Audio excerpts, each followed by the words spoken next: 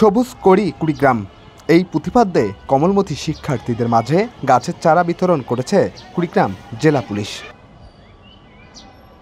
সোমবার সকালে কুড়িগ্রাম শিশু নিকেতন স্কুল প্রাঙ্গণে শতাধিক কমলমতি শিক্ষার্থীদের মাঝে কুড়িগ্রাম জেলা পুলিশের পক্ষ থেকে একটি করে কমলা গাছের চারা বিতরণ করা হয়। এ সময় পুলিশ সুপার আলাসাদ মোহাম্মদ মাহফুজুল ইসলাম ও স্কুলের শিক্ষকরা উপস্থিত ছিলেন।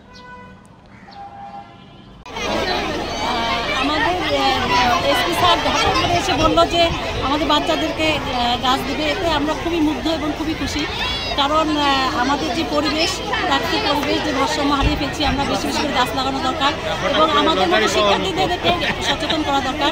এবং আমরা অল্প সময়ের মধ্যে স্যার এসে আমাদের স্টুডেন্টদেরকে যে গাছ দিয়েছে, আমরা তাকে তার প্রতি অনেক ধন্যবাদ এবং কৃতজ্ঞতা।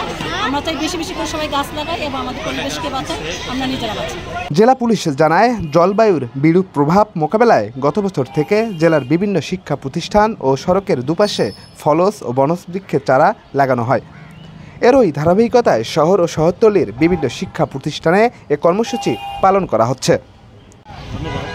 আপনারা জানেন যে আসলে এই কুড়িগ্রাম জেলায় গাছপালা যাতে বেশি থাকে সেই লক্ষ্যে কুড়িগ্রাম জেলা পুলিশ ইতিপূর্বে বিভিন্ন স্থানে বৃক্ষরোপণ কর্মসূচি পালন করেছে। তারই ধারাবাহিকতায় আজকেও এই স্কুলে আমাদের কুড়িগ্রাম জেলার পুলিশ সুপার মহোদয় কুড়িগ্রাম জেলা পুলিশের পক্ষ থেকে উন্নত মানের কমলার চারা বিতরণ করলেন। এই ধারাবাহিকতা অব্যাহত থাকবে যাতে কুড়িগ্রাম চিরসবুজে পরিণত হয়।